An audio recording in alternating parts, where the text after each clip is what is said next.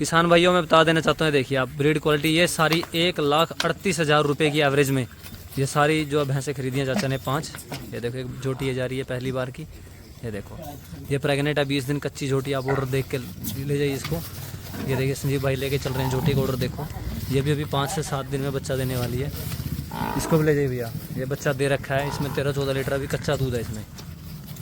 ये दूध निकलने के बाद की इनकी ऑर्डर की वीडियो है भैया। ये देखिए